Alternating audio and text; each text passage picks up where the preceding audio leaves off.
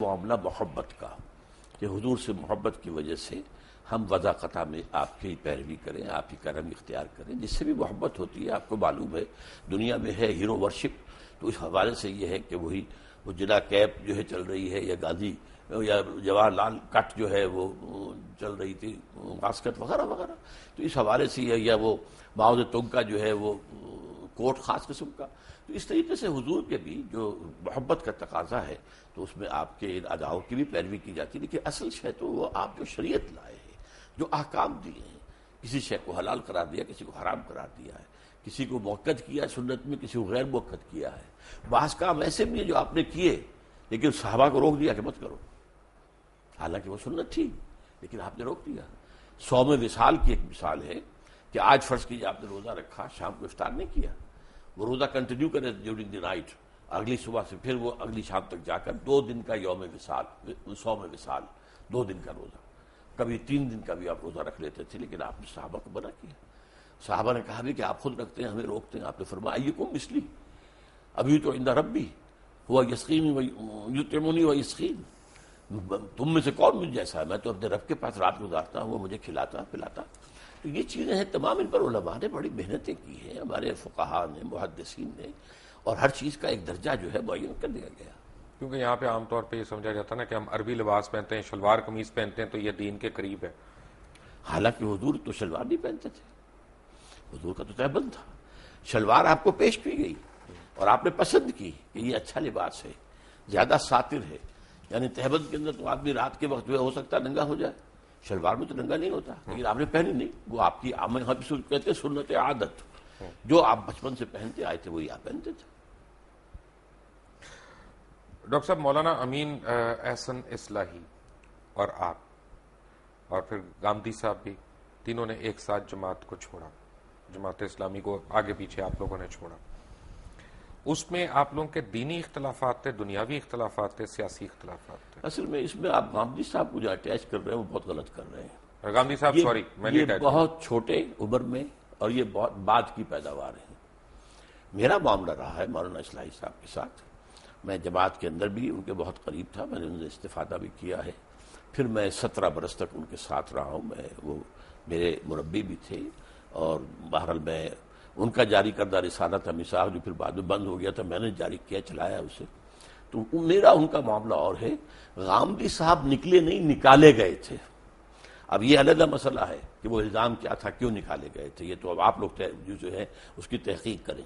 لیکن یہ کہ وہ اصل میں نکلے نہیں تھے بلکہ نکالے گئے. تحقیق کرتے ہیں. ڈاکٹر اسرار احمد صاحب بیٹھے ہیں ہمارے پاس. وی کم بیک ٹو ہم after break. Take a break. Welcome back from the break. Break پہ جانے سے پہلے آپ باتیں سن رہے تھے ڈاکٹر اسرار صاحب کی. جی ڈاکٹر صاحب، آپ بات کر رہے تھے کہ آپ نے اور امین صاحب نے ایک ساتھ چھوڑا، وہ کیا وجہ تھی؟ جی اصل میں اس میں ایک تو وہ بات تھی کہ جو میرے ان کے درمیان مشترک تھی، اور وہ یہ کہ ہمارے خیال میں مولانا مودودی نے جو تحریک شروع کی تھی، یہ اصل میں 39-40 میں اس کا انہوں نے ایک فکر دیا تھا، سن 41 میں باقاعدہ قائم ہوئی. وہ ایک انقلابی تحریک کا نقشہ تھا، اسلامی اصولی اور انقلابی تحریک کا. پاکستان میں آ کر انہوں نے الیکشن میں حصہ لے کر اسے ایک اسلام پسند سیاسی قومی جماعت بنا دیا. تو اس سے در حقیقت ہمیں اختلاف ہوا، اور اس پر پھر میں نے 250 صفحے کا ایک بیان بھی لکھا تھا as a members Jamaat Islami, نکل کر نہیں، اندر ہی اندر، جس میں میں نے نوٹ آف ڈسنٹ آپ اسے کہہ سکتے ہیں کہ جماعت اپنی ڈگر سے ہٹ گئی ہے. یہ بیان مولانا اصلاحی صاحب نے پڑھا، بہت پسند کیا. انہوں نے شورا کے لوگوں سے کہا کہ سب لوگ اس کو پڑھیں وغیرہ وغیرہ. لیکن یہ کہ میں تو اصل میں پھر اسی پر جو ہے جماعت سے علیحدہ ہوا ہوں. مولانا اصلاحی صاحب کو ایک ایڈیشنل شکایت یہ تھی کہ مولانا مودودی نے جو بین امرہم شورا بینہم، کہ باہمی مشاورت سے معاملات طے کر کے جماعت کو چلایا جائے، اس کے بجائے ڈکٹیٹوریل جو ہے انداز انہوں نے اختیار کر لیا. یہ ان کا الزام تھا ذاتی مولانا مودودی پر. بہرحال میرا تو چونکہ یہ کہ میں تو ایک ینگ، تو آپ یہ سمجھے تھے کہ جماعت جو ہے وہ سیاست کی طرف اس کو نہیں آنا چاہیے تھا، الیکشن کی سیاست کی طرف. ایک سیاست ہے انقلابی سیاست، خلافت کی طرف، جس میں نظام بدلنا ہوتا، کوئی بھی خلافت ہو. بادشاہت کو ختم کر کے اور کمیونسٹ ریولوشن آئے، ریولوشن، بادشاہت ختم ہوئی اور جمہوری انقلاب آیا، فرینچ ریولوشن تھا. ایران کے اندر بادشاہت ختم ہوئی اور علماء کی حکومت قائم ہو گئی، ایک ریولوشن ہے.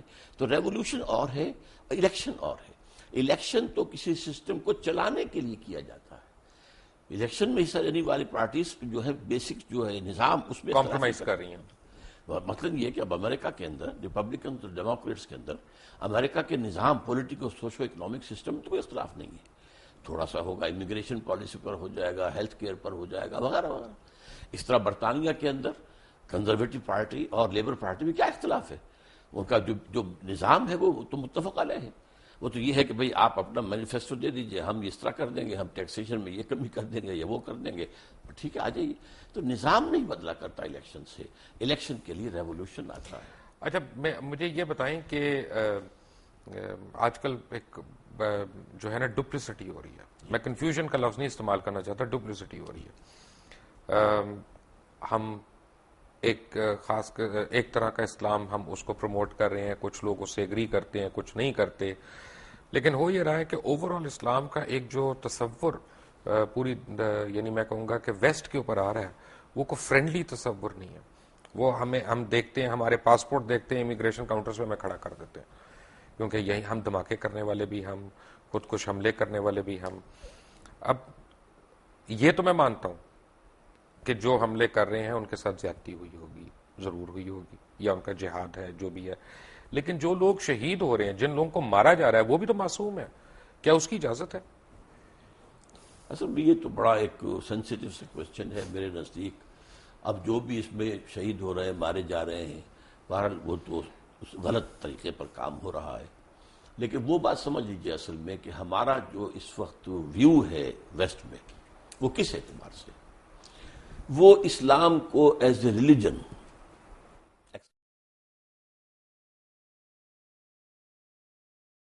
سوشو اکنامک سسٹم کے طور پر ماننے کو تیار نہیں ہے. اور انہیں خطرہ یہ نظر آ رہا ہے کہ دنیا میں مسلمانوں کے اندر ایک دبی ہوئی چنگاری ہے. وہ جو علامہ اقبال نے ابلیس کی مجلس شورا میں جو ابلیس سے کہلوایا تھا کہ نہ مجھے اشتراکیت سے کوئی ڈر ہے اور نہ جمہوریت سے ہے, اگر کوئی خطر مجھ کو تو اس امت سے ہے, اس کی خاکستر میں ہے اب تک شرار آرزو.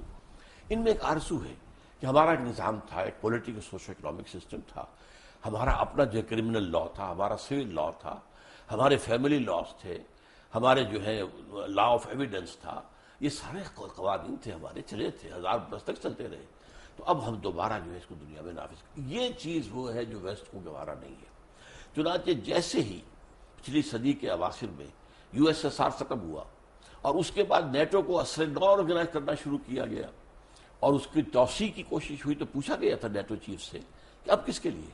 وہ آپ کا دشمن تو مر گیا, مرا پڑا, آپ کے قدموں میں پڑا, آپ سے بھیک مانگ رہا ہے, امداد مانگ رہا ہے. انہوں نے کہا تھا اب ہمیں خطرہ اسلامک فنڈامنٹلزم سے ہے. یہ ہے اصل جو خطرے کی بات ہے کہ جو انہیں ہے, اسی کو کرش کرنے کے لیے آپ اندازہ کیجیے جتنی بڑی جو ہے کولیشن بنی ہے افغانستان کے لیے, عراق کے لیے کیوں نہیں بن سکی؟ کیونکہ عراق میں کوئی اسلامی ایشو نہیں تھا, مذہبی ایشو نہیں تھا, وہاں تیل کا معاملہ تھا یا جو بھی تھا. میرے نزدیک وہ پہلا قدم تھا گریٹر اسرائیل کی طرف, اس لیے کہ جب صدام کی حکومت ختم ہوئی ہے اور اس کے مجسمے گرے ہیں تو شیرون نے کہہ دیا تھا پہلے دن ان قریب عراق پر ہمارا قبضہ ہوگا. It was the first step towards the establishment of Greater Israel. یہاں ایران, یہاں افغانستان میں تو ایسی باتیں نہیں تھی. گریٹر اسرائیل کے تو تھریٹ ہم بھی ہیں, ہم کیونکہ نیوکلیئر پاور ہیں. گریٹر اسرائیل کے تھریٹ ہم نہیں ہے, we are not included in that.